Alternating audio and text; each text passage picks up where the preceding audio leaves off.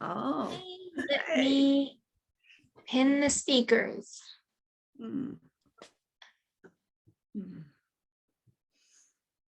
And hello, hi.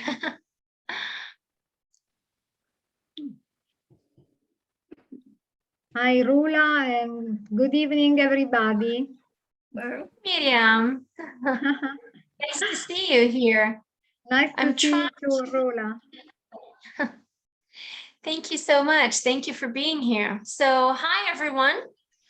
Good morning, good evening, good afternoon, you know, depending on where you are. So it's lovely to see you all.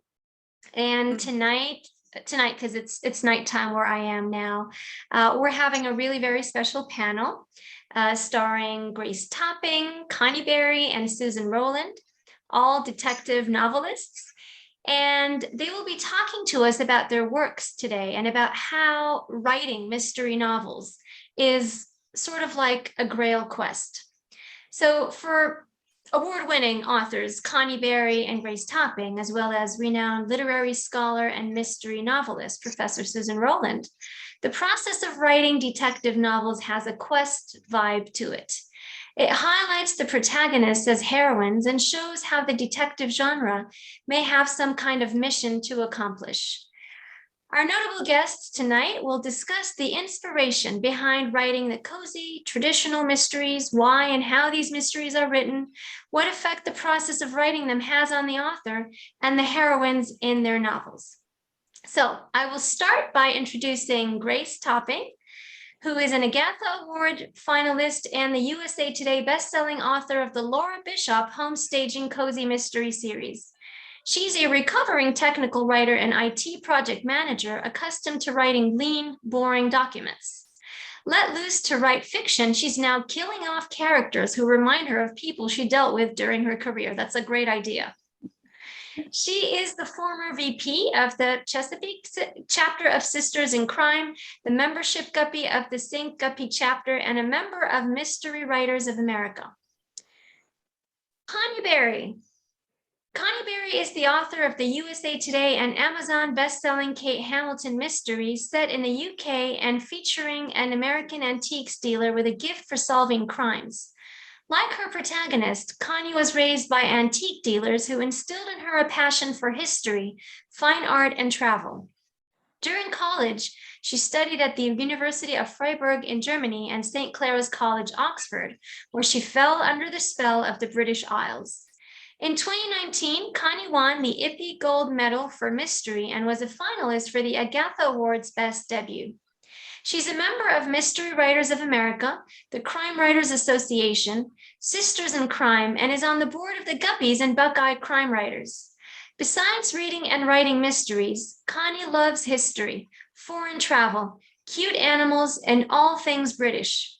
She lives in Ohio with her husband and adorable Shih Tzu, Emmy.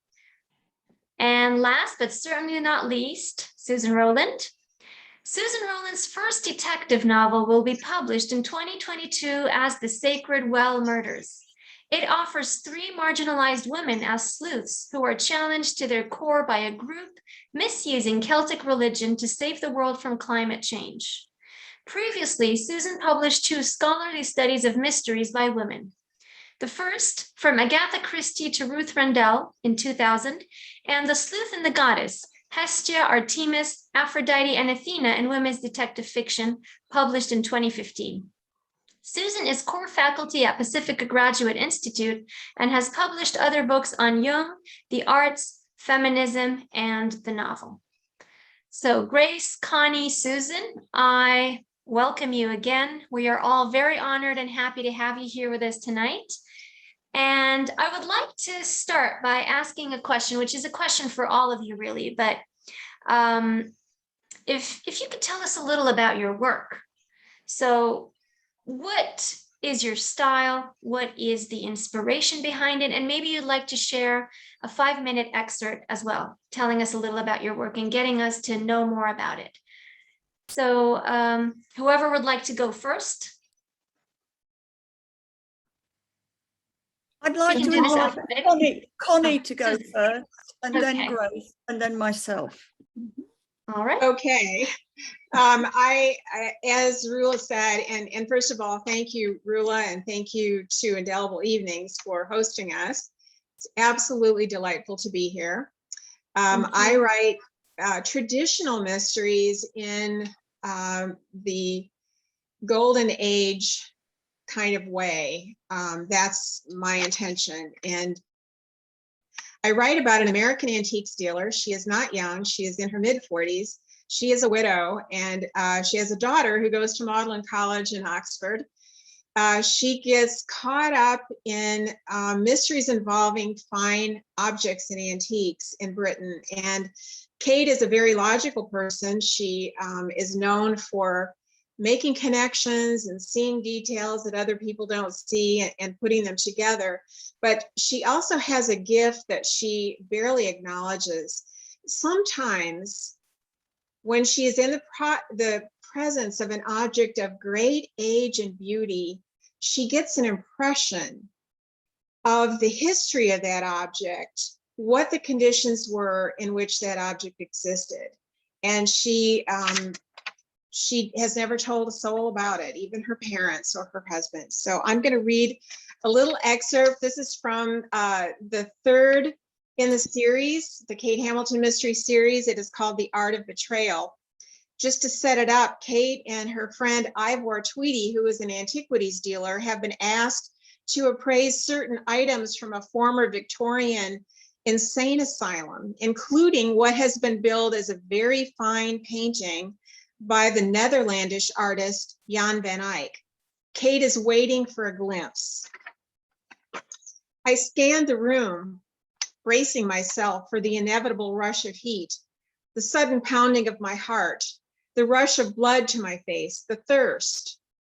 This is what happens to me in the presence of fine antiques of great age. It has since childhood.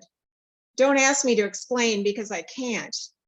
Nor can I explain the impressions I sometimes get of a word or a phrase or even a sense, real or imagined, of the emotional atmosphere in which the object once existed. The summer I was 6, my parents took me to a showing of the treasures of Tutankhamun at the Metropolitan Museum in New York City. Strangely, it wasn't the objects of gold that remain in my memory, but a small wooden chair. It's made of ebony, my mother told me. Why is it so small? She'd smiled. Because it was made for the king when he was a little boy, younger than you, I imagine. We were standing there looking at the chair when I asked, why did they kill him? She'd looked at me startled. What makes you think someone killed him? I couldn't answer her. I know. The current theories favor some congenital disease or an unfortunate tumble from his chariot. Maybe that's true. All I know is I had an overwhelming impression of treachery and fear. I can't explain it. That's why I've never told anyone. Not my parents, not my husband, Bill, certainly not Tom. How could I? First, I'd have to explain it to myself, and that was something I'd never been able to do. Good. Great, thank you. Thank you, Connie. Next, Susan. No, I think Grace should go next Okay. because I'm very much the junior here. I'm All right, Grace. Fine, thank you. Anyway, again, really thank you so much for having all of us here today. This is a lot of fun. Thank you for being I write on the lighter end of traditional mysteries in the category of cozy mysteries. And if you think of cozy mysteries, you would think Murder, She Wrote, Jessica Fletcher, that type of book. Cozies are known for a lack of violence, a lack of bad language, a lack of on the screen or on the page sex. So if you're looking for all those things, you're not going to find them usually in a cozy mystery. So, but anyway, my character, Laura Bishop, is changing careers midlife. She's a recent widow and decides that she has become terribly bored with IT world Sound familiar? It's almost autobiographical. And she decided to start her own business as a home stager. And the inspiration for this business came because I just watched one too many episodes of HGTV's homestaging television shows, and it just seemed a natural thing to work this into my series. I like to call my books a cozy mystery that features a lot about homestaging and home decorating with a dash of humor. Anyway, I'll read just from the first chapter, just to give you a sense of the beginning of my book. How could you do that? I stared at my friend, Nina Martino, who had just announced she had entered me in a competition to become the next homestaging television star. I nearly spewed out my cappuccino, didn't know whether to be annoyed or laugh. Well, before you get upset, hear me out. Nita took a gulp of macchiato she ordered when we met at Vacaro's coffee bar. Cozy living television crews are in town to film one of the competitions leading to the finals. The winner goes on to the finals where the next homestaging star will be selected, and they're interested in you. I laughed. Correct me if I'm wrong, but I don't think I've ever expressed an interest in having my own homestaging television show. Well, you haven't, but CLTV is here and opportunity came up. It's fate. You can't ignore a once-in-a-lifetime opportunity. Just think, you could be the host of your own show. Nita rummaged through a stack of newspapers nearby. Let's check your horoscope. I laughed again. Nita, we've been friends nearly our whole lives, and I've never known you to have an in with a television network. Not that I'm interested in being a TV star, but who did you recommend me to and how? Well, that's what's so great about this. It's fortuitous. The producer is a friend of someone at Fisher College, so the production company selected Lewiston to film one of the competitions. The production team rented one of the floors in Josh Sheridan's warehouse and hired my brothers to build the sets. Well, that's good news for Josh and your family construction business. But how does that involve me? Stop interrupting. This is so exciting. And it goes on to talk about how she got her involved. Okay, I'll think about it. Well, can you think about it quickly? I promise I'd have you there this afternoon. Chapter 1. Thank you, Grace. Thank you. I just want to say that I read Upstaged by Murder and I really enjoyed it. Oh, well, thank I don't you. want to give it all away, but you know, for those of you who are Grace Topping fans and who have read the previous Laura Bishop books, this one is different because Laura discovers a lot of things about herself that are pleasant in a way. So thank you, Grace and Susan. Thank you so much, Rula. Well, I suggested the title of the Holy Grail of detective fiction because I feel that one of the very distant ancestors of detective fiction is the Holy Grail myth.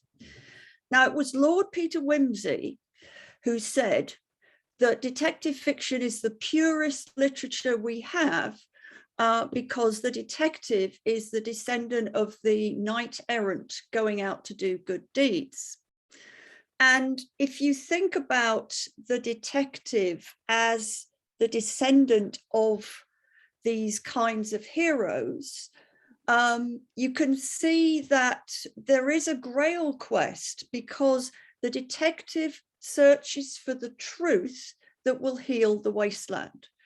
The Holy Grail isn't so much an object as the truth that will sort out the problem.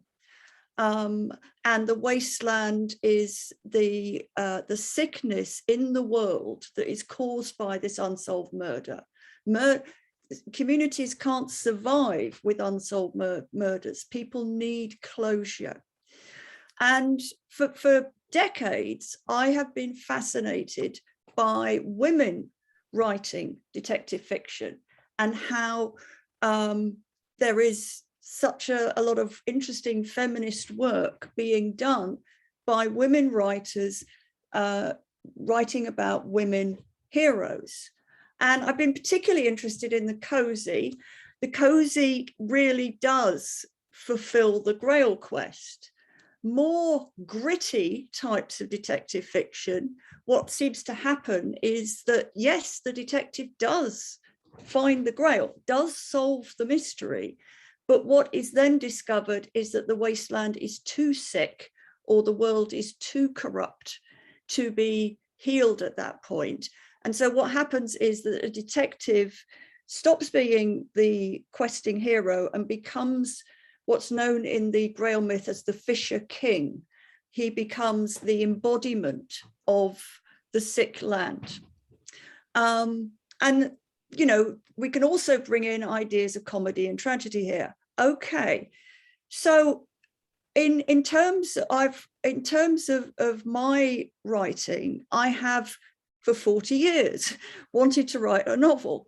And finally, friends kindly kind of pushed and pushed, and I got going. And what I first wrote was terrible, and I had to start all over again. And then I had to start another one all over again.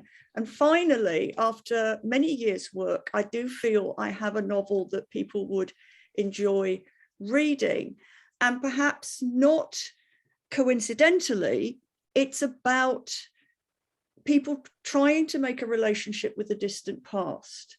I wanted to write about traumatized people, not bad people who commit murders because they're bad, but traumatized people who end up killing because they are so confused. In Jungian terms, the novel is about the relationship between possession by a god, and individuation, which is how we deal with our overwhelming emotions, and in a good way. I also wanted to write about women who don't have, are not in a good place in life, and them becoming heroes. So I have three marginalized women. I have an older woman who's been fired from her job. I have a chronically depressed woman, because I wanted to have a hero who was depressed, because a lot of people are depressed and they don't feel heroic. So I wanted to do something about that. And I have a young woman who's been trafficked. I wanted to write a cozy. Turns out it's a little bit edgy for a cozy, but I'd say cozy strike traditional. So this first book, which in a series, is called The Sacred Well Murders, about these Celts, these people who, in reaction to the climate emergency, feel that we have to go back to a earth-based religion, which is good, but they do it all wrong, which is bad.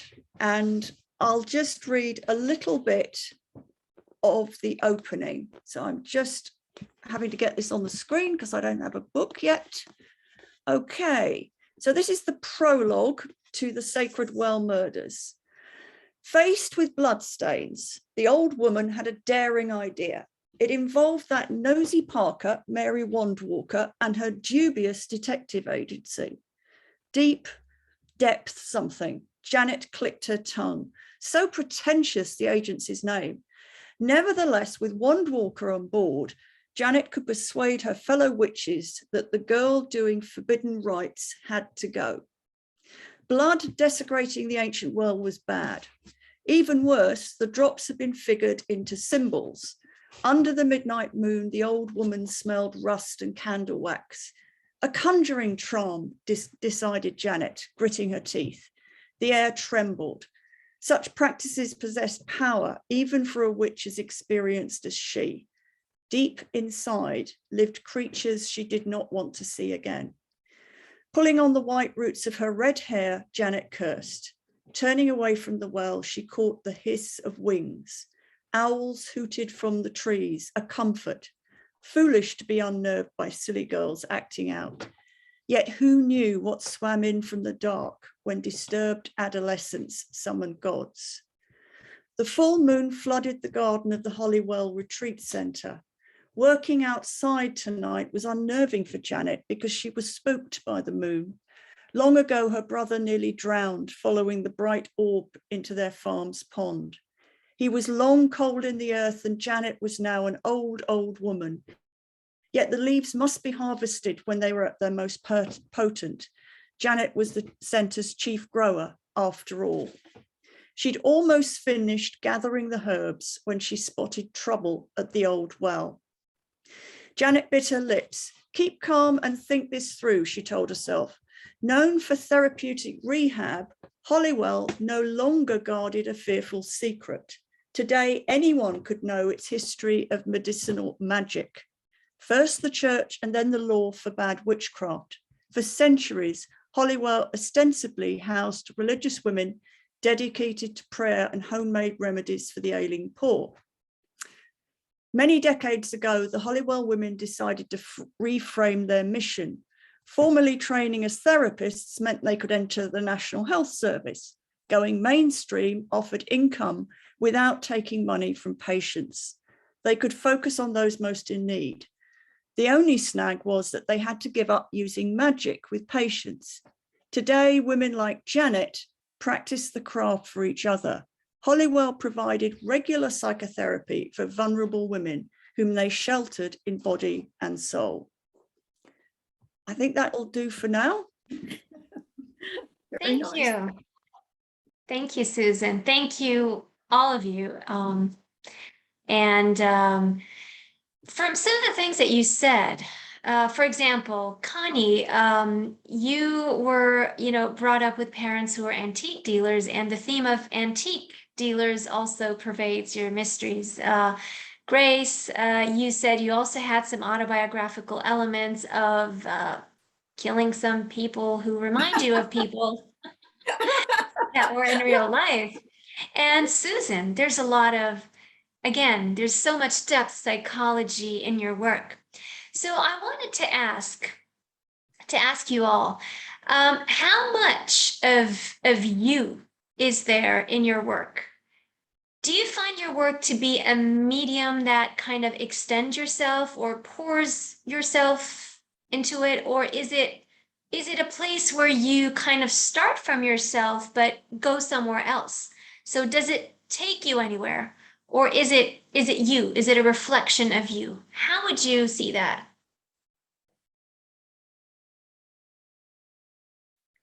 Well, can I start? I'll go ahead.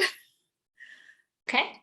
One of the things I found to be a little uncomfortable when I first started writing was that people would think that I was writing about myself.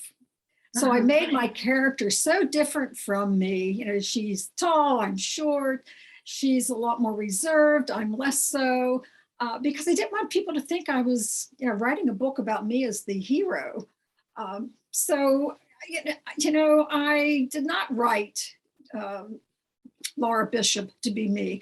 Although I've read something interesting, someone said it takes about 7 books before you exhaust all of your own experiences that you include in a book, which I thought was interesting. So you find tidbits, some of your experiences that you put in, you'll find your likes. My family members who have read the book said, yeah, I recognized you, Mom. I was like, that wasn't my intention, but it's almost impossible not to put your own taste and those things that appeal to you. But they do come out in your books, but I really work hard not to have people think that I'm writing about myself. Okay, and do you feel that you're writing about yourself, or does it feel good? Does it feel like you've already achieved this and moved away from yourself in a way? No, I don't feel like I'm writing about myself. Okay. This character you create, they're your creation. They're people that you've come to care about. And there's so many characters that you've created in the books. Occasionally, someone would come to mind and they come really fully formed. It's amazing how people will say, well, do you base them on people? And some people say, well, a little bit about this person and that one I've woven together. I just have these characters show up and I write about them and I go, wow, where did that person come from? Yeah, that's a great character, but I have no idea how I conjured this person up. It's fun. It's just sometimes you just sit down and you write some things and you think, how did I do that? Where did that come from? I sure appreciate the fact that this character came to mind, but I still can't get over the fact that it just does. It just happens. It's magic. Wow. Connie, Susan, do you have the same experience?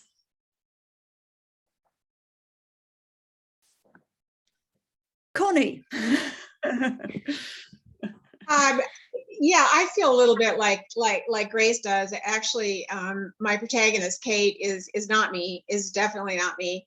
Although I was being interviewed one time, and because Kate was a widow, the interviewer assumed that I was a widow as well, which I'm not. My husband is alive and well. But you know, really everything that you write as an author has to come out of your head. So it comes from things you've experienced, things you've read about, things you have observed, things other people have told you about. And I'm kind of hoping Grace isn't right about you get to the end of everything you've ever known after 7 books, because I'm on my 5th right now, so I don't have very much time to go. But you know, you do need to draw upon your past experience. But what I really want to do, and it's why we're headed out for a research trip here in a couple of days, is I want to have new experiences. I want to meet new people and different people, and I want to observe them. And one thing about being a writer, for me anyway, is that you are a writer in everything you do. You're not just a writer when you're writing. You are a writer when you're reading. And you are a writer when you are traveling and when you are having conversations. It's just who you are after that point. And so, yeah, my character Kate and I share some things, but there's a lot of things that we don't share. I do not have her gift. For example, I am not a widow. I do not have 2 college-age children. I'm not living in the UK. So I don't know, Susan, you'll have to tell us about you. Well, of course, the Jungians would say that all these different characters that are not you, the author, that these are parts, or rather distant parts of the psyche, parts that are undeveloped, unexplored, and yes, taken from our experiences in the world that kind of provoke these different voices to come into being. I was determined that the novel would not be about me at all. However, I also wanted to have a central woman who had clinical depression. And for that, I was using I'm using my own experience. And using that experience, I then wanted to write about trauma that I haven't suffered. And I think that is possible, that you, as a writer, you use something you know to then give you a lens or an intuition or a window on something you don't know. So a trauma I haven't had, for example, is losing a child. A trauma I haven't had is being blown up in a war, which has happened to 2 of my characters. But I tried to use, you know, what I have. And I was so determined it wasn't going to be about me. Like Connie, and I think Grace would probably agree with this, there's a real place for being grounded in actuality. I knew that this was going to be about a group of people. My novel starts in Oxford University, which I have experience of. I was a student there many decades ago, and it goes to London, and it focuses in London on the River Thames and on the Celtic traces of London that existed as a Celtic city before the Romans came in. So I did go to London, and I did go to those Celtic traces. I went to a medieval well that was Celtic in origin, and I went up the Parliament Hill, which is one of the 3 Celtic hills of London. And that kind of experience of the real places, that's very important. And then I finished the novel, And just before the 6th of January. And then the 6th of January happened with the, the terrible insurrection and the Capitol. And I thought, these people who did this thing, they're actually rather like the people I'm writing about. I'm actually writing about ordinary people who get drawn into a kind of terrorist plot. And so there's that kind of psychic link that the writer kind of dips into knowledge that the writer doesn't consciously have. And then finally, when I, looked back at the novel, I realized that in trying to understand what the ancient Celts were like, and I did lots of research on the ancient Celts, that actually I began to recognize myself as a child wandering in the woods of England and having experiences that kind of corresponded to what is thought of as a Celtic sensibility. So there was more of me than I intended in the final story. Oh, that's just fascinating. I mean, Grace says that she, her characters sometimes surprise her after looking back and wondering, like, how did that happen? Connie, you mentioned that you are not just a writer when you're writing, but you're also a writer when you're doing everything else, when you're reading, when you're traveling.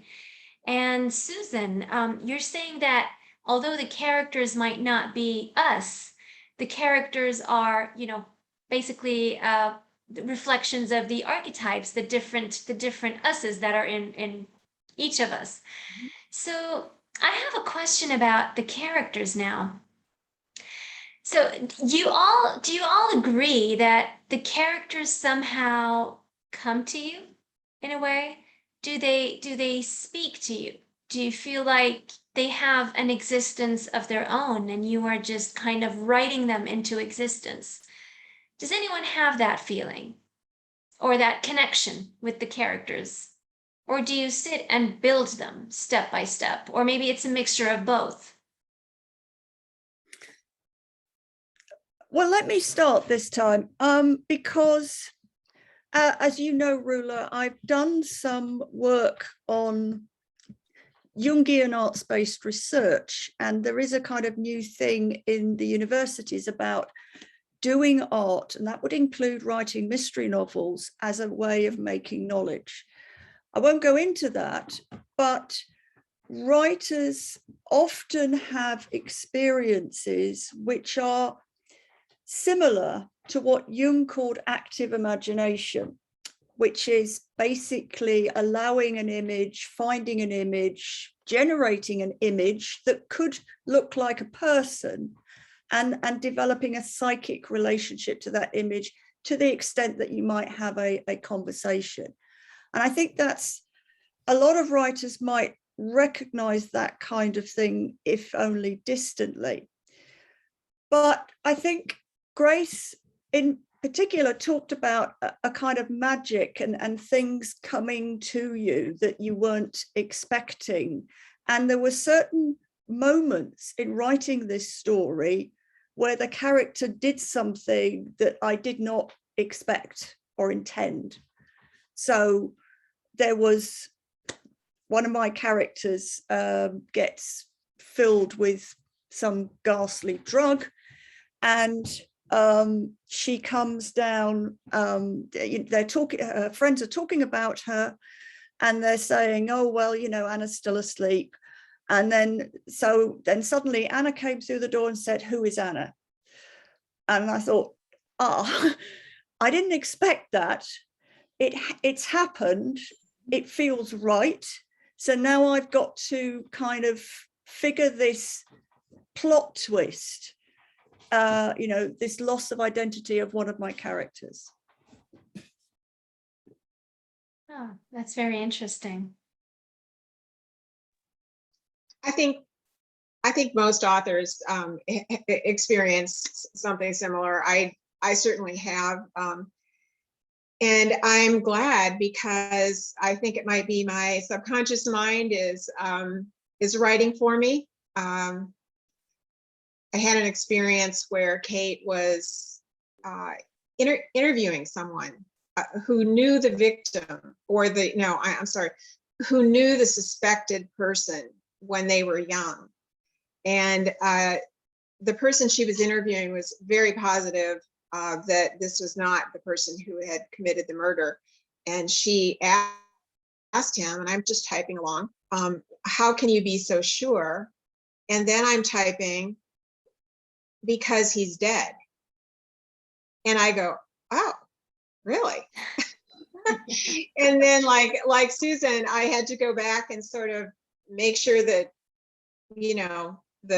the beginning of the story was going to fit into it. So, some people are called plotters and some people are called pantsers. And I think even plotters, if they allow themselves to let their imaginations run a little bit, will experience something like that. And when it does, at least in my experience, it's always exactly the right thing. You just reminded me, Connie, of the session last week with Dr. Stephen Kellner. He also spoke about the plotters and the pantsers as well. So thank you. That's very interesting. And Grace, could you relate? Absolutely. Like Connie, I am a plotter because I need a roadmap. I need to know where the story is going. But on like any trip where you see something on the map and say, well, that sounds interesting, I'll stop there. And you might spend a day there. And that's what happens in a book. You have something that didn't occur to you when you were outlining your book, but oh, that's interesting. And you just work it into your story. But as far as characters, one of the things that a lot of people will say is, my character came in and just took over, or just wouldn't do as I told him. And that it's crazy, but it happens. And they say, well, you as the author, you gotta get these people in line. In my first book, I have an elderly grandmother who approaches my main character and begs her to please help find out who really killed this person, because her grandson had been accused of the murder.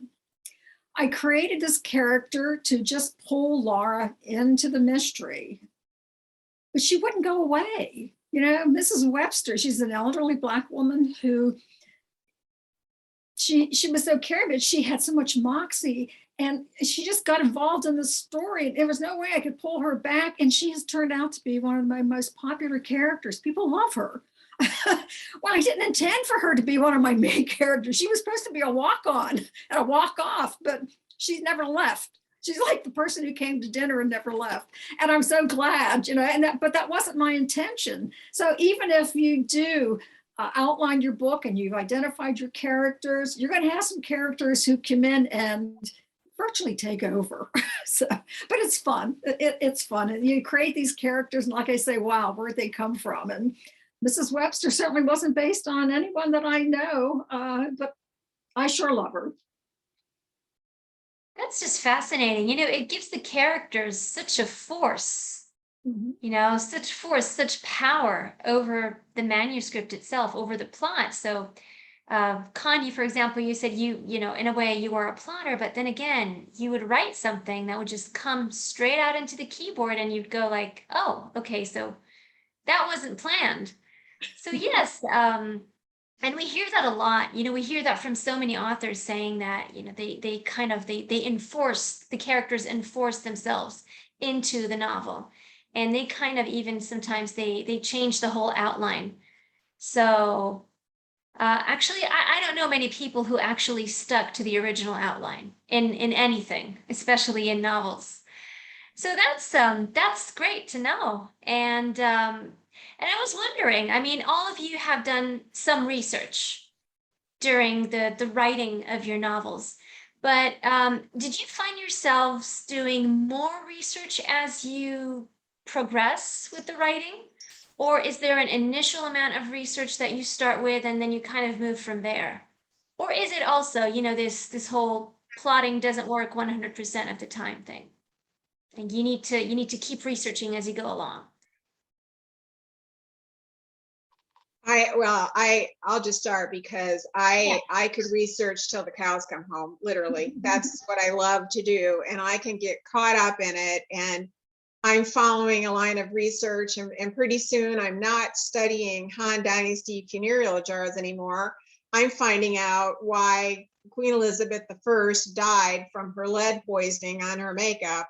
And I really can get lost in research. And in that way, the internet is both a blessing and a curse. Because in the olden days that I remember, you had to go to the library and you had to pull out these card catalogs and find all your books, and that kind of forced you to pare things down. But now it's like the whole world is out there, but it's a scary world, and it's not always a truthful world. And because I write about fine antiques, I do have to do a lot of research. And because I write about a country that I don't live in, I have to do research both in person and also online. And I absolutely love it. And I make notebooks for every book. And I started out by getting inch notebooks, and that's not big enough. Mine are now 2-inch notebooks, and they are absolutely chock full. A lot of the research will never make it into the book, but doing it gives the author a depth of understanding, so that what does end up on the page, which is just a fraction, rings true to life.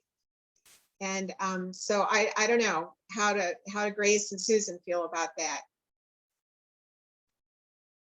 Oh, that's great, Connie. So it also adds flavor to your traveling as well, because you kind of see things as they are happening in the novel, or something like that, you know. So like you're in this place, and there's a novel happening in your mind in that place that you're visiting. So it's no longer the same when you visit a place just for touring, or when you're visiting a place because you want a story to happen there.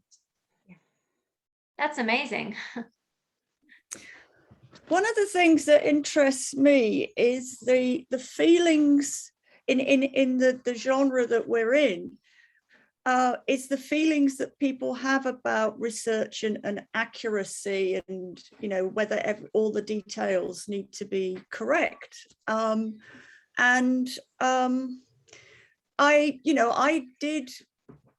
did quite a bit of research for this novel. I did read some books on the ancient Celtic religion, and I discovered that very fortunately that it's no longer believed that the ancient Celts practiced human sacrifice.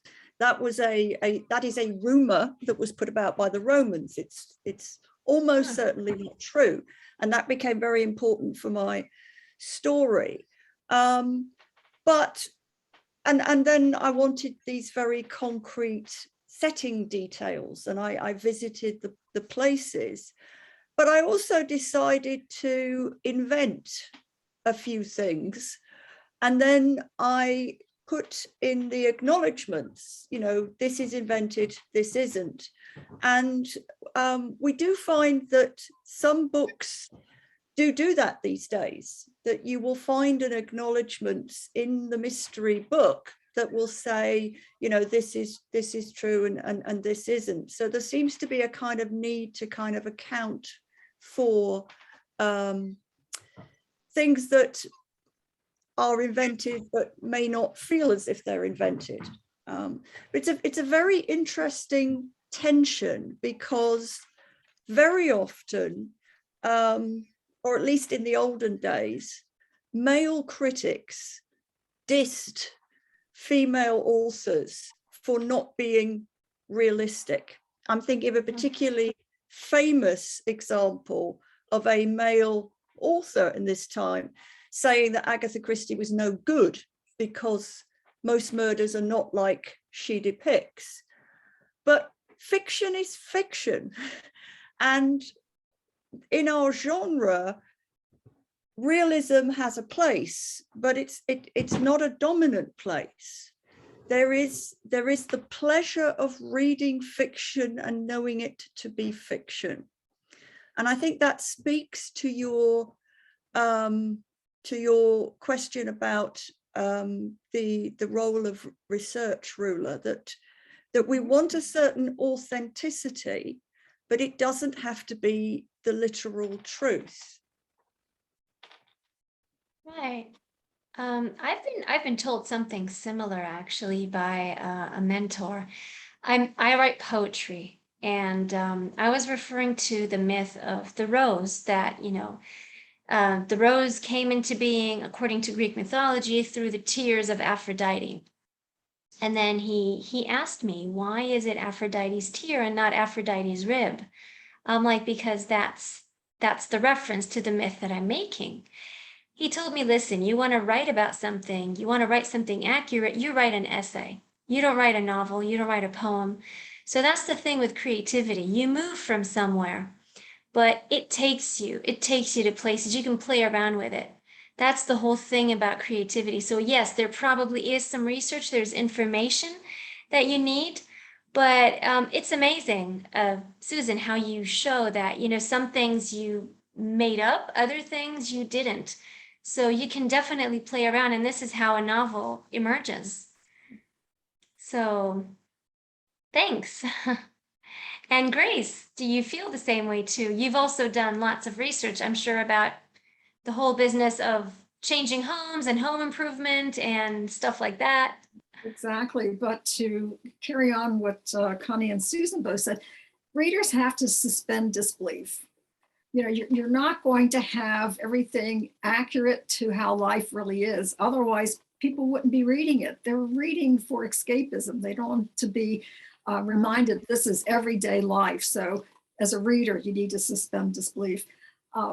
One of the things that I did in selecting a character who was a homestager was to really need to find out about homestaging. I'm not a homestager. A lot of my knowledge came from TV, but that was only a start.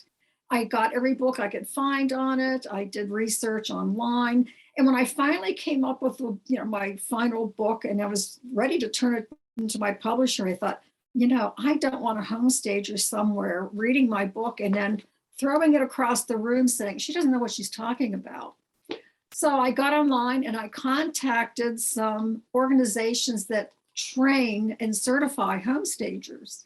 And I contacted them, asked them some questions, and they offered to read my book and give me comments or feedback, which was really very generous of them. Staging Studios down in Texas. And they do a lot of nationwide and international training for homestagers. And they came back and said, yeah, you got it right. And they gave me a couple of things to change the tips that I include a tip at the beginning of each chapter about homestaging and things that people need to keep in mind when they're getting their homes ready for sale. And that was such a relief to know that I got it right. So now, I felt much more comfortable when I turned the manuscript into, my publisher and saying, not only did I get it right, but I also have the comments from a organization that actually certifies homestagers. So they gave me a blessing. But I did do a fair amount of research, and you find yourself doing research about the littlest things. I have a dentist in my first book, and there was something about in the book about something specific to a dentist. So I called up my dentist and I said, with my question, and she said, oh, yes. And she gave me information about it. And so that I could at least know that I didn't have this real faux pas, about dental work or, what a dentist would or wouldn't do. So there are little tiny bits of research you do. And then there's that in-depth stuff where into the Celts or, into a fine antique, and a little tidbit about a dentist.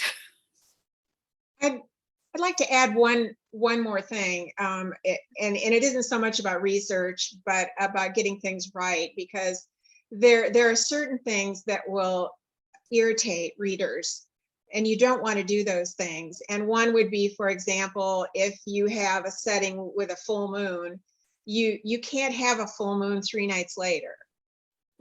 Or if you have, I was just critiquing someone's writing, and she had her protagonist at night, in the dead of night, walk into a house and look around, and she was describing it, but she never turned the lights on. Or if you have someone, it's 4 p.m. in December, you're not going to be the same as 4 p.m. in June. So there are certain things that you really should get right. And fortunately, there's a lot of help out there so that authors can get those things right, because what you don't want to do is stop the reader with some obvious mistake. You want all that to be in the background. So even if it's a fictional, I mean, unless you're creating a whole world where there are 2 moons or something like that, one is full and then 3 days later the other is, you can create your own world. But if you're using this world, we have to obey certain laws of physics. So I just wanted to add that. If I can Yeah, add absolutely. something too as well, you will hear from readers. If you make a mistake in a book, you will hear from, and you're not even aware it was a mistake. In one of my books, you get to the point you can't remember which one. I have someone exercising a horse strenuously, and my main character's watching the writer, come in, tie the horse up, let the horse have a drink of water, And I heard from someone who's, no, you would never do that. You would never have a horse drinking water after a really hard workout. You'd let them cool down a bit, and then you would give them. And I thought, well, I've been watching all those Westerns growing up that the cowboys would come in and they'd tie their horses up to a trough and the horses would drink. But I'm like, well, I didn't know I had gotten it wrong. So sometimes, you just don't know what you don't know. So it's kind of hard to read risky to know. Can Yeah, I things happen. Yes, Susan. Yes. I'd like to just comment on this business about what you know and what you don't know, because it is kind of diving back into the conversation around the unexpected coming into the story. But one of the things I discovered quite a while ago was that I was reading about ancient feminine patterns in goddesses such as Aphrodite and Hestia, for example. And I began to recognize these in women detectives. And I actually had some correspondence with a detective writer at that time, and she had no idea that these patterns were turning up in her characters. And I'm sure that's true of all the books that I actually studied here. So listening to Grace and Connie, I would imagine that there's a lot of Hestia in Grace's books, Hestia being the goddess of the hearth and the home, and the goddess that makes home a home. And there's a complexity here because she's also the goddess of a place as a home, and she's the goddess of the earth as a home. And in terms of kind of fine art, I'm sure there's a lot of Aphrodite in Connie's character, because the fine art is about beauty, or Aphrodite is about beauty, the appreciation of beauty that leads to love, erotic love, but not always sexual love. And so, we find after we've written things that there are patterns that we didn't even know that were there while we were writing them. But they kind of are part of the reality of the characters. And I think part of what readers enjoy, that there is something where there are archetypal patterns in characters, there is a reader satisfaction. And just to make my point clear, what I discovered was that in looking at existing women fictional detectives, it wasn't the case that one was an Artemis type and one was an Aphrodite type, but rather the different detectives had multiple mythical patterns in different ways. So if we take V.I. Warshawski, Sarah Paretsky's detective, she leads with Artemis, but there are elements of Hester and Aphrodite, and Athena is particularly strong with her as well, because Athena is the goddess of protecting the city. So we pick up these archetypal themes, usually without realizing it, and that's part of the kind of deep relationship, I think, that we as writers and as readers are having with the art. Wow. Wow. I mean, looking at it this way, you do. I mean, this is actually a pattern that is recurring in almost all detective fiction. And it just happens. It just happens unplanned, and that's how it is. So, we spoke about the autobiography of the author in the text. We spoke about the characters and their own individual power and the dominance that they have over some scenes and even novels in their entirety. We also spoke about research. I want to ask you now about putting all that together and seeing how not the autobiography in the text, but somehow the other way around. How does the process of writing help you grow? How is it a Grail quest to you? Do you mind if I start? Yes, of course. Go ahead, Grace.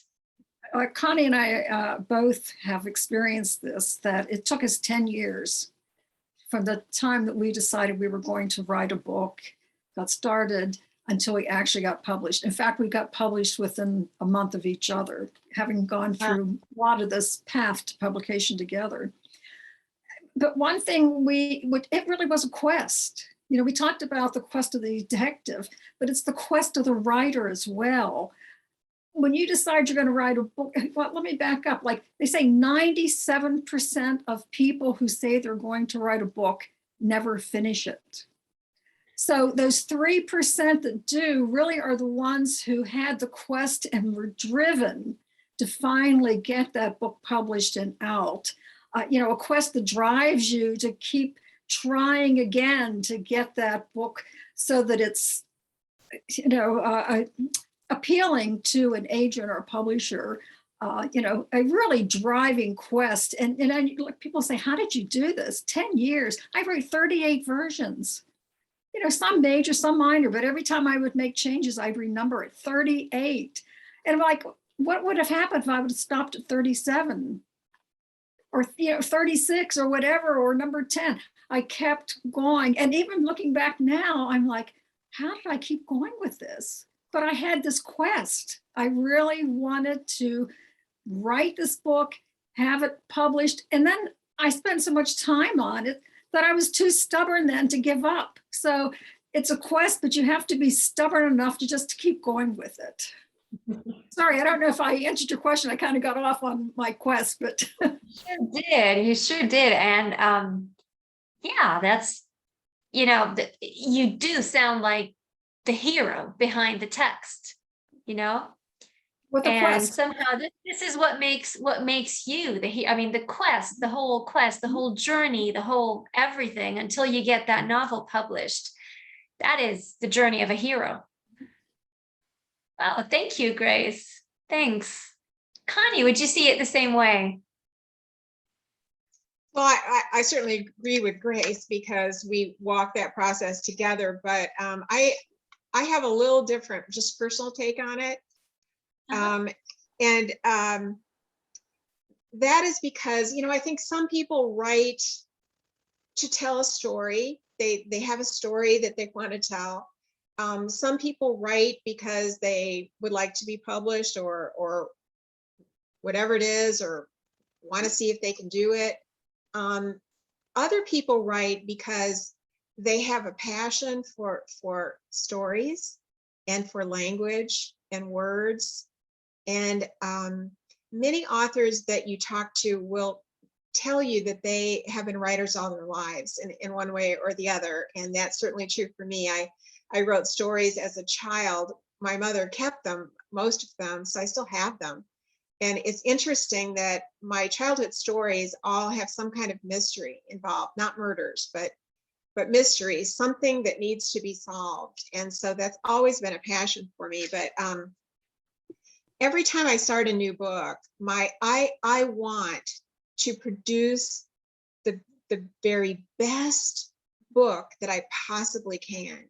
There is a quest to grow as an author, to refine my writing, to do better and better. And I heard, actually a few years ago, I stumbled on an article in a Vimeo produced by Ira Glass, who's the host and producer of This American Life on NPR. And what he said so accurately reflected my own personal writing experience that I've never forgotten it.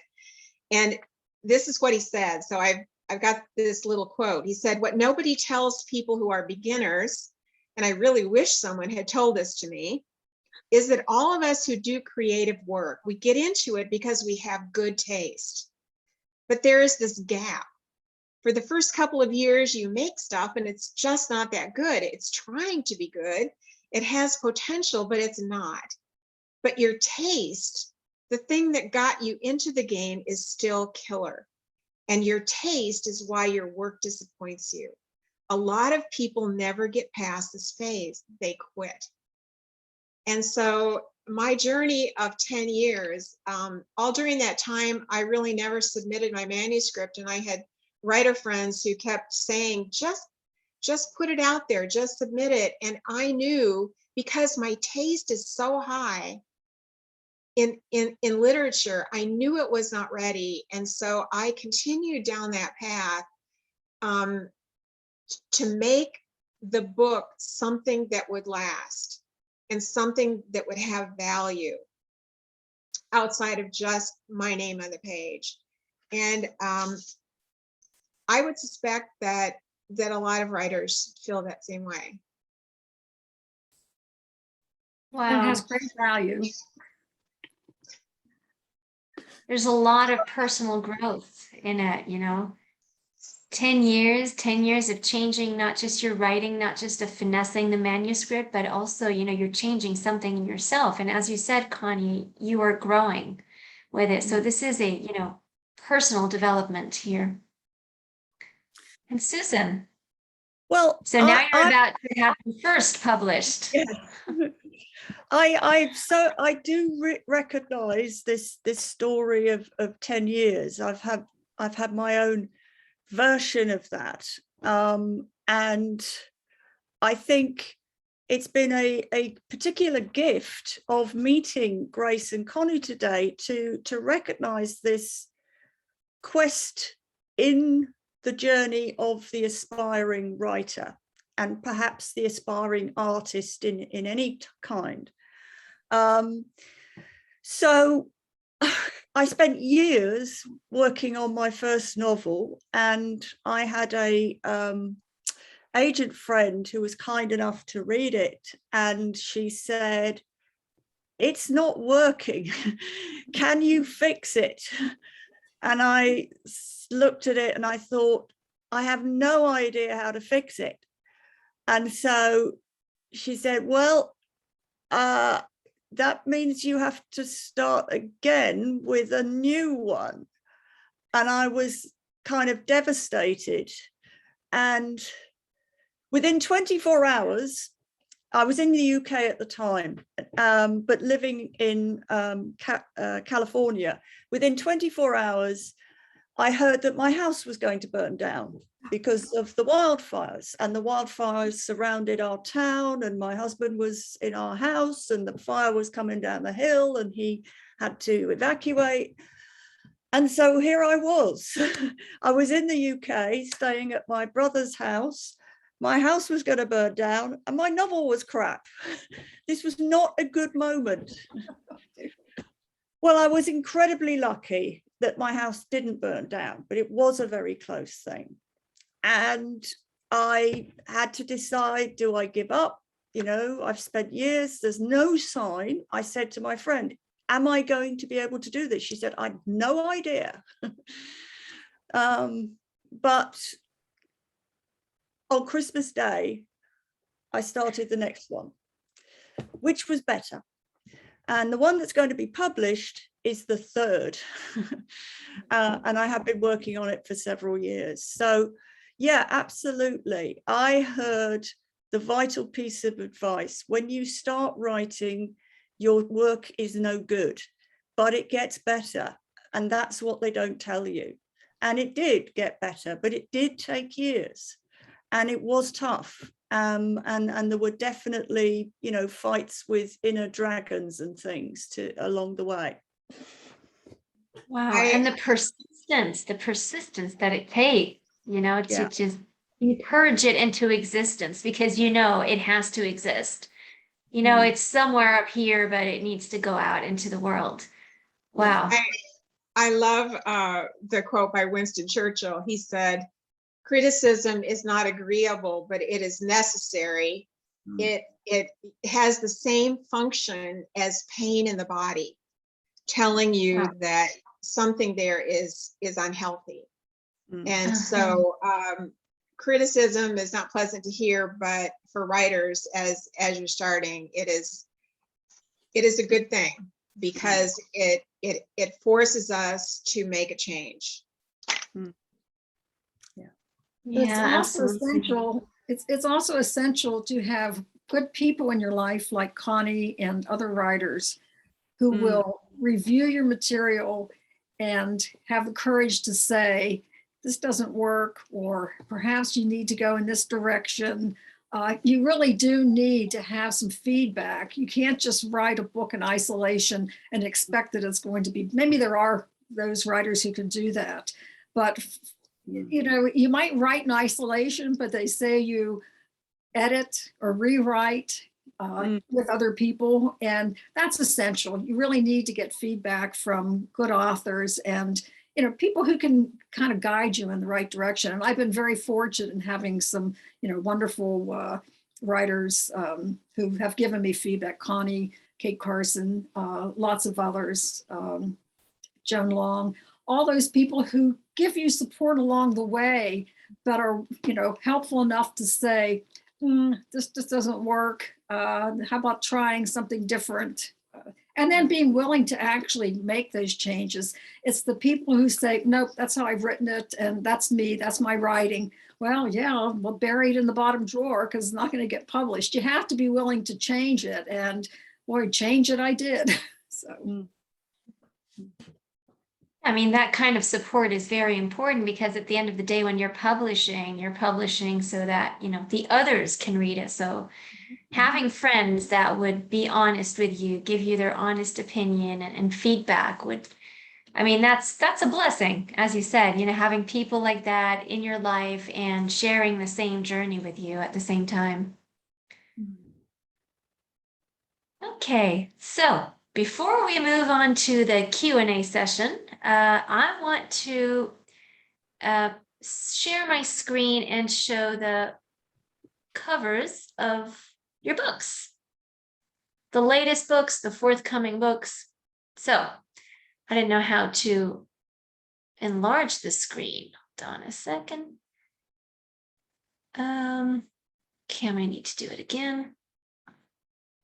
Yeah. Okay.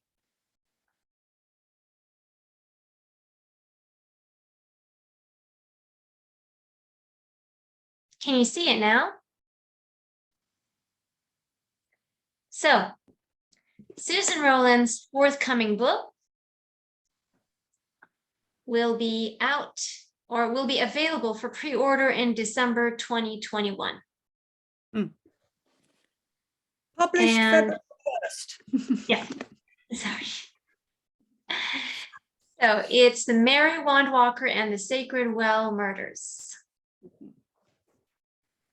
And The Art of Betrayal, a Kate Hamilton mystery by Connie Berry, is already out and available. And Upstaged by Murder. Oh, this is tiny. Let me see if I can. Okay, well, you can all see it, right? Yeah. So this is Upstaged by Murder, the latest Grace-topping novel. Grace, Connie, and Susan, thank you so much for this wonderful discussion. It was very inspiring, it was very illuminating, and I'm pretty sure many of you out there in the audience have learned a thing or two, or at least you know that you're not alone if you're going through this quest, this years-long quest that will hopefully and eventually lead you to where you want to be. Now, we have some questions in the chat box. If anyone would like to use the microphone, then please feel free to raise your hands as well. The first question is by Katriona Miller. Katriona, would you want to use the mic? Or should I read the question? Can't see you. Katriona, are you there? Okay, I'll read the question. I was just wondering if the writers ever get stuck with a story or a character, and what do they do to unstick? Wow, it's a very interesting question. Can I address that? Okay. You do. But, you know, if you outline, you get stuck less. But I had an agent, not my current agent, but an agent who said, you cannot use this motive for the murder. She just felt it was too sensitive. But I had based my whole book on it, all my clues, everything. I mean, I would have virtually had to start from scratch. So it was really a problem. It was a quandary. What was I going to do? And so I dug my heels in and said, nope, I can't do that. And a couple of wiser people said, yeah, it might be a good idea. So I gave it a few weeks. I just let it settle and started thinking about it. And suddenly a way of solving that problem came to me with few changes. All I had to do was change a little, and everything else was able to stay the same. So sometimes you just need to give it the gift of time. Just let it settle for a few weeks, and eventually something will come to you. Maybe not what you think at first, but an answer will come to you. Thank I you, can jump in too, because I'm thinking along maybe a little different line, but some people talk about writer's block, and I don't really know what that is, but I do know that writing can be a very emotional experience. It's not only an intellectual experience, and some days you're feeling it, some days you are not feeling it. And for me, at any rate, I can't speak for anybody else, but for me, the cure for that is just to start writing.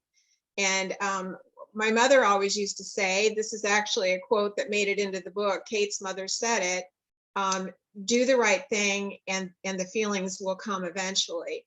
Now, whether that's true or not, I don't know, but doing the right thing when you don't feel like it, writing when you're not feeling it is good, because as you write, you will get back into your story. And so for me, it's just having a work ethic. It's just writing on days when you're feeling like writing, and writing on days when you're not feeling like writing, but you're going to write anyway. Thank you, Connie. I recognize both of these, the need to kind of sit with things and not push it, but also the need to have a kind of discipline about writing. And when I feel stuck with it, with part of a story, I will go back and edit an earlier part and get into those characters and what they're doing, what they want to do, what they have to do, and that helps kind of the flow. Thank you, Susan.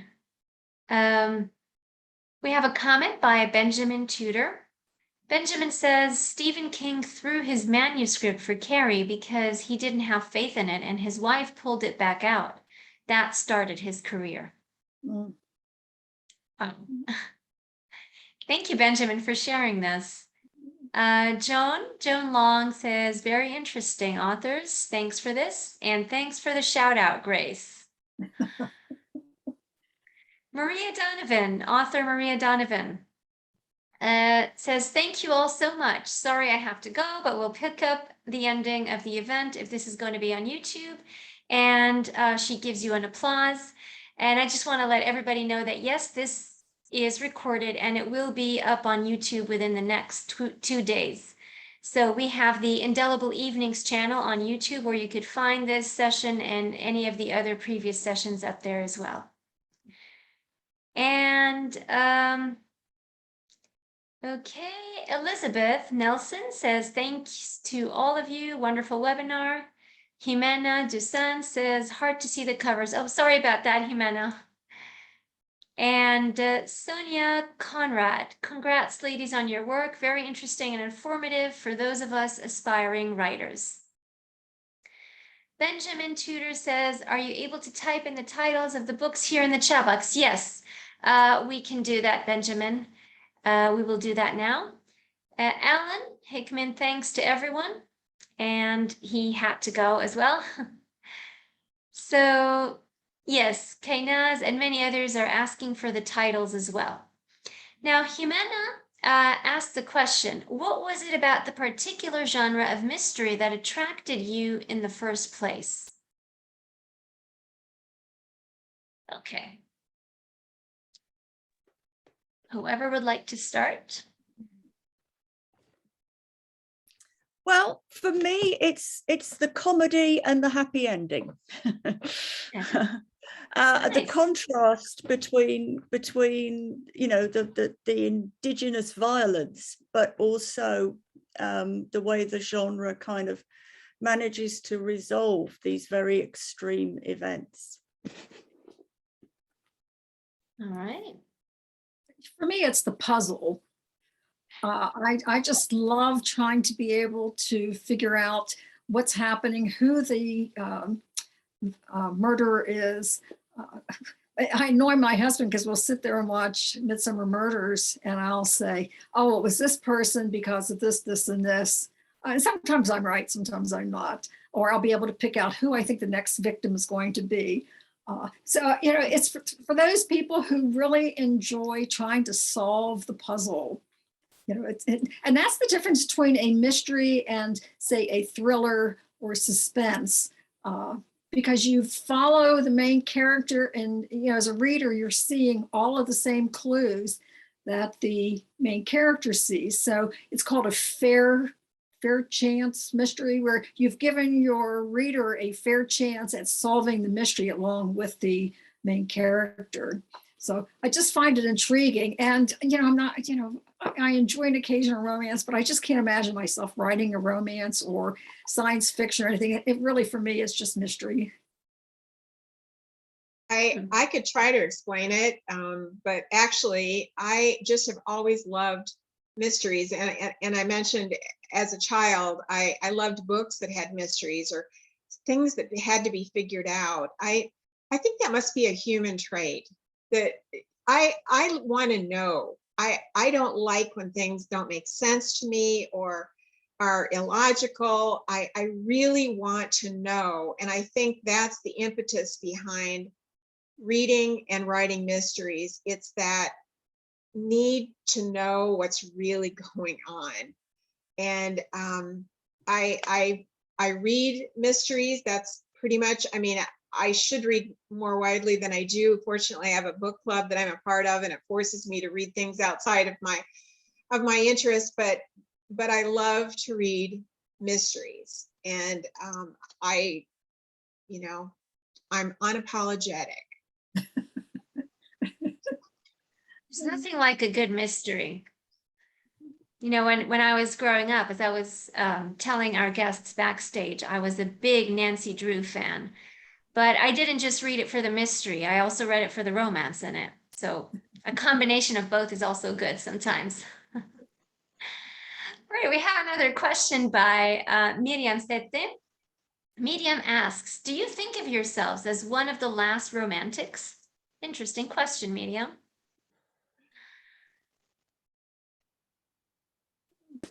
Thank you. We should have Miriam explain what she means by that Yes. first.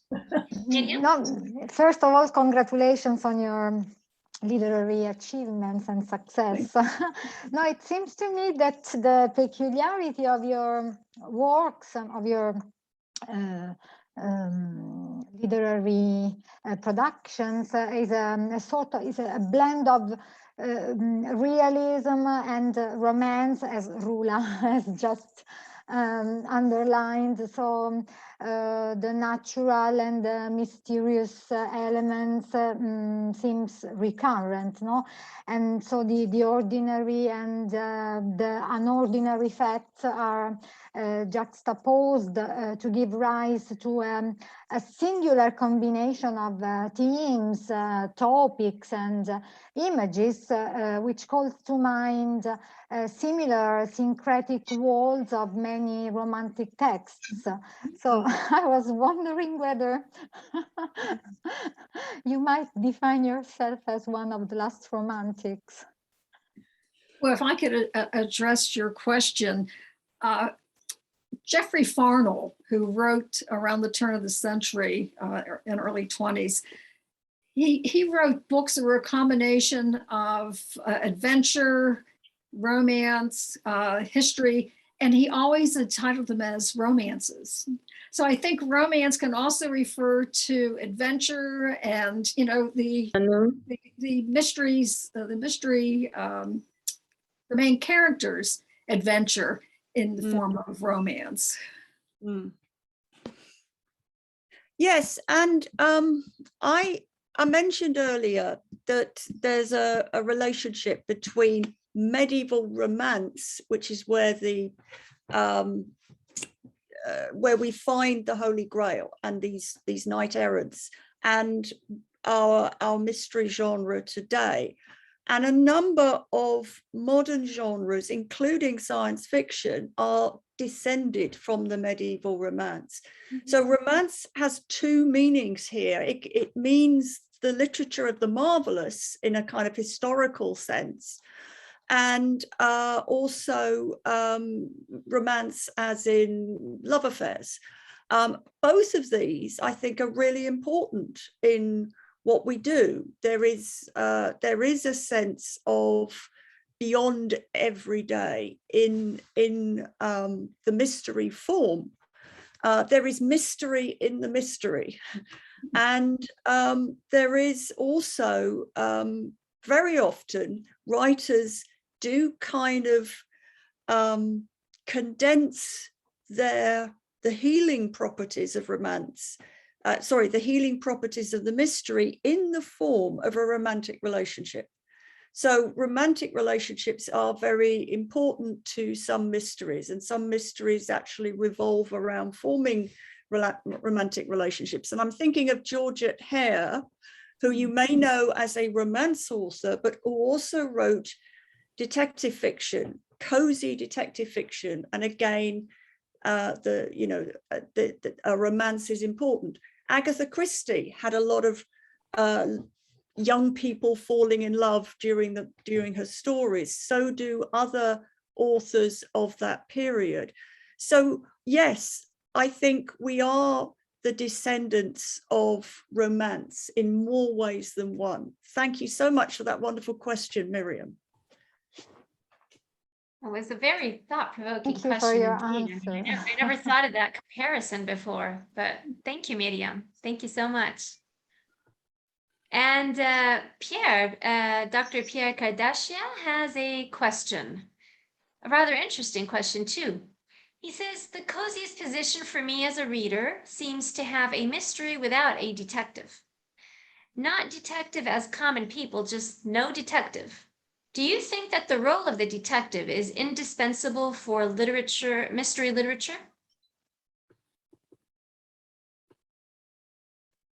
I don't think it's indispensable, but I prefer a detective, and I look for a detective when I'm choosing mystery fiction.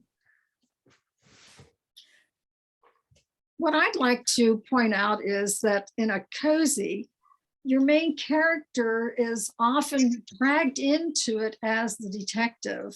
One of the things that I emphasized in my first book was the fact that, I said a grandmother begged my main character to help solve the mystery. But what I found was that I had to make her realistic, that this is a woman who did not want to be involved in it, had admitted that she had no skill in trying to identify a killer. And throughout the book, she said, I don't want to do this, or I'm not comfortable doing it. I felt that was realistic. How many of us, if we were drawn into a murder, would be saying, right, let me get out there and solve this. Let me find this murder. No, we'd be saying, oh, I'm not sure if I'm really the person to be involved with this.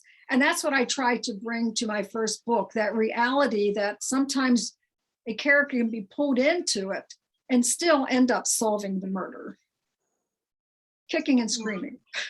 You can think of a detective as either a police professional or a private investigator, someone who is professionally tasked with solving a crime, or you can think of a detective as what they call an amateur sleuth, which is what Grace was talking about. Hers is a home stager. She has no idea that she's going to be a detective until a body falls through a laundry hoop and chute and lands at her feet, and she has to do something about it. She's drawn in. Kate is the same way. And the problem with an amateur sleuth is that you can't arrest anybody, and you don't have permission to interrogate anybody who doesn't want to be interrogated, and you don't have the right to go into someone's house and look around for clues. So with amateur sleuths, they have to have skills and gifts that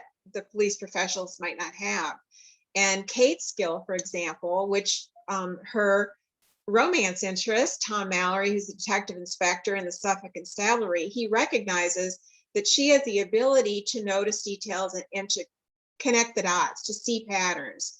And oftentimes she is not actually investigating something that actually happened. She is seeing a pattern and wanting to follow it further. And Tom can't get involved until there's a crime. So she is, in some sense, working ahead of the detective.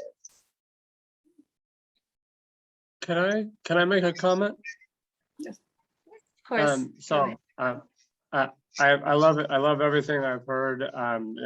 Honored to be here and happy to hear the authors discussing their works. I'm actually doing a creative thesis right now at Texas A&M University in Corpus Christi, and by lucky chance, my thesis is the first 5 chapters of what is turning out to be a cozy mystery. And I've been very perplexed because one of Susan Rowland's textbooks was recommended by another professor that I contacted, and so I've been fascinated by the idea of goddesses, goddess archetypes, and how they play into female, sleuths. And because my main character is a female sleuth, but she turned out to be, recently I discovered she turned out to be an accidental sleuth. So not an amateur sleuth as you would find in cozy mysteries. And a lot of my research has been reading as many cozy mysteries as I can get, which is primarily consisting of Agatha Christie, who I grew up reading. But I actually started connecting my character a bit to Jane Eyre and Mrs. De Winter from Rebecca, and I realized recently that those are probably the 2 earliest mysteries, and I realized just recently that Jane Eyre was a mystery that I came across. So I found that really interesting, that sleuths can come in all shapes or forms, And I discovered in the last couple of years that my favorite sleuths are female sleuths. So I just wanted to put that out there. Good luck, Thank you. Benjamin. Appreciate it, Benjamin. Yeah. Well, it's like Thank Miss you, Marple, Benjamin. Miss Marple, who, doesn't set out to be an amateur sleuth, but she observes things and she makes connections with things and she sees patterns, like, Connie said. So, it could be, young amateur sleuth or an older woman who just out of wisdom can follow, a pattern and put things together. But good luck on your cozy mystery. Just keep writing. All right, thank you, Benjamin. And we have a question here by William McCormick. William says, this has been great. Do you consider protagonists who are investigative reporters amateur sleuths? It seems they can walk the line between the pro and amateur, especially if you make the character a shade of gray who breaks some rules. So the amateur and the... Hank Philippi Ryan, some of you may know her. She writes standalone suspense novels. And she is an investigative reporter in Boston, and her first series involved an investigative reporter. And that would be a perfect sleuth, because that gives you a reason to investigate and some standing. I would love that. Thank you, Connie. Yeah, anyone I think else? there are, the mystery genre is broad, and there have been some wonderful experiments with different professions and taking on an investigative role.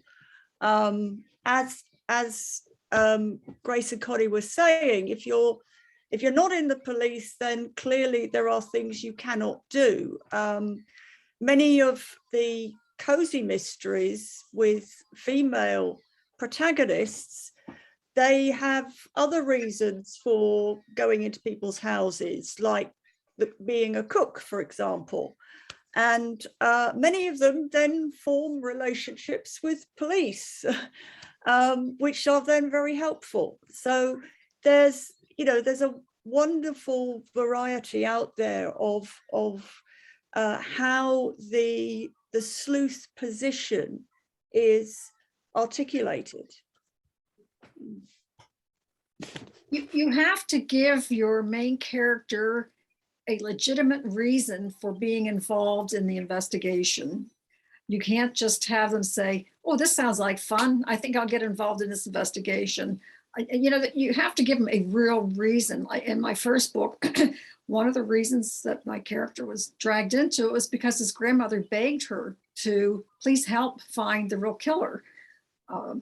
In the second one, she's trying to defend a friend and try to find who the real killer is to protect friends. So, a lot of mystery writers start out and an agent will come back and say, this isn't going to work because this person doesn't have a real reason to be involved with us. You got to give them a reason.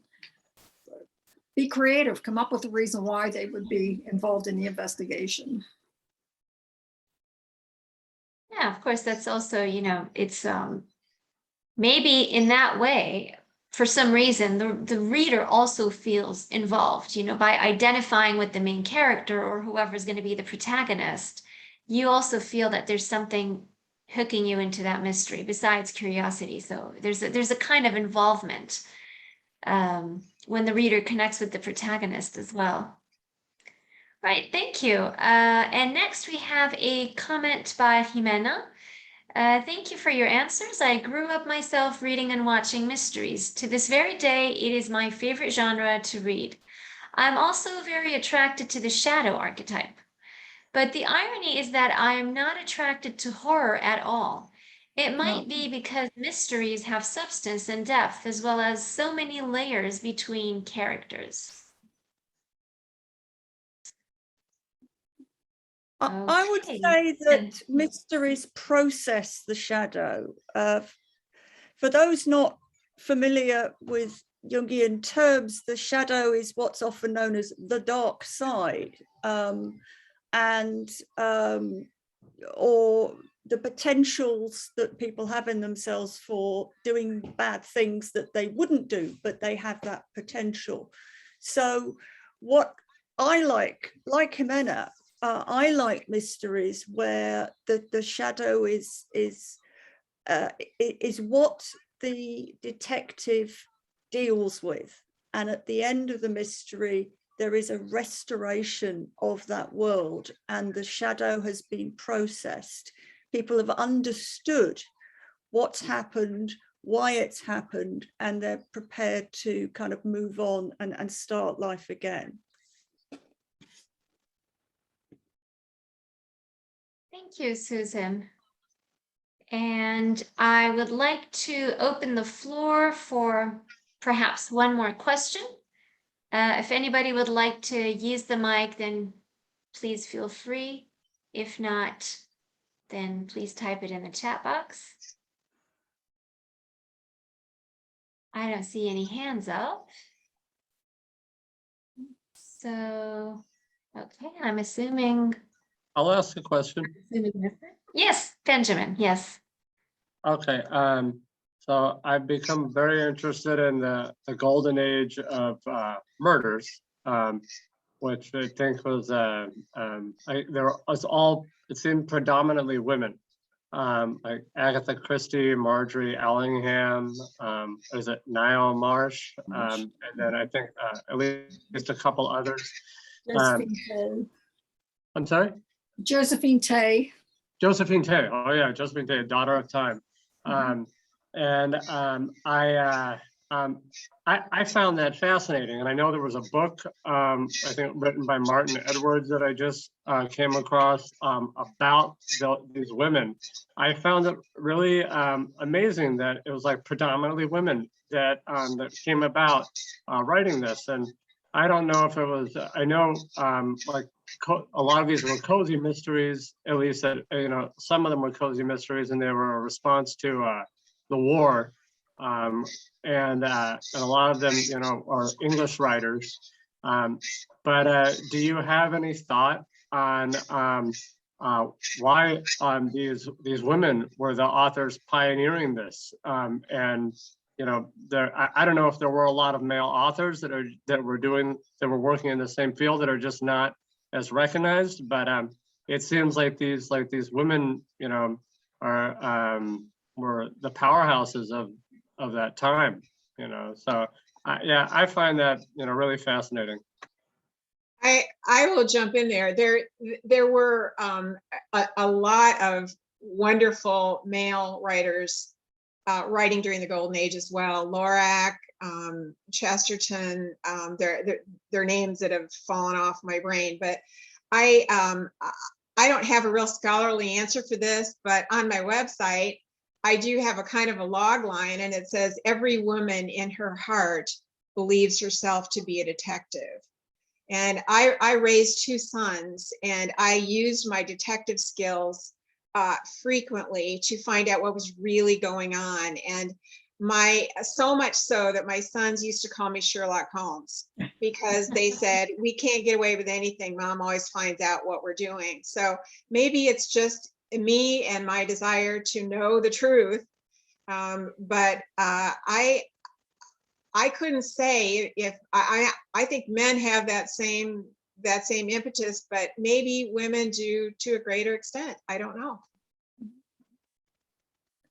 It could also be during this time period that men were writing a lot darker, and women have gravitated to, home and hearth and trying to get society back on keel when a murder has occurred. Following this period was the noir. So you get the detective, Hard-boiled. Yes, the ones coming out of, Second World War. But I think women gravitated towards these books because they saw women as role models. And they became very popular that, you know, these women were solving mysteries or writing mysteries, and we could identify with them. Where we couldn't identify with the mean streets of San Francisco detectives, etc. That was my scholarly take on that. So. Thank you, I don't Grace. have anything to add to Connie and Grace on this. There is a oversimplified literary history that goes detective fiction emerged with Edgar Allan Poe, really kind of hit the big time with Arthur Conan Doyle and Sherlock Holmes. And then in the interwar years between the First World War and the Second World War, split, and the English style was dominated by women, and it's known as Golden Age, and is the ancestor of the cozy, and the American style dominated by writers like Dashiell Hammett and Raymond Chandler, because the American male writers were reacting to the development of the American city and the aftermath of Prohibition, etc., etc. The English writers were particularly reacting to the First World War, which had a much bigger impact on England than it did on America in terms of the proportion of the country deeply involved. And that's an oversimplification, because there were women writers in America, and there were lots of male kind of Golden Age writers, but there is some truth in that gender division, which is to a certain extent continued today. Thank you, Susan. And with that, I'm afraid we will need to, I'm sure there are so many more comments and questions, but please feel free to visit the websites of Susan, Grace, and Connie. And their information is there. Follow them on Twitter, follow them on Facebook. Keep in touch. And I would also want to thank you once again, Susan, Grace, and Connie, for this brilliant session tonight. And we hope to see you again in future events as well. And of course, there will be other events about mysteries and detective fiction and all that. So for now, I want to tell you all, if you would like to attend next week's session, which will be featuring Carol Pulio and John Gaspar. John, who is with us today. Hello, John. So it is also another discussion on mystery writing. And the week after, we will be featuring Dr. Catriona Miller and Charlene Harris. Charlene Harris, the novelist who is behind True Blood, the vampire series. So for those of you who are fans of vampire fiction, please join us on the 20th. On the 30th of October, for those of you interested in Jungian theory and creativity, we will be having our Psych-Creative session. That's October 30th, and the opening talk will be done by Dr. Kevin Liu, who will be discussing graphic novels from a Jungian perspective. And then there will be a series of creative presentations, from poetry to music to reading prose. So thank you all for being here this evening, and we hope to see you all soon. Susan, Grace, and Connie, you were shining as usual. Thank you so much for sharing your wonderful work, and till we meet again. Thank you. Bye-bye. Bye-bye. Bye-bye.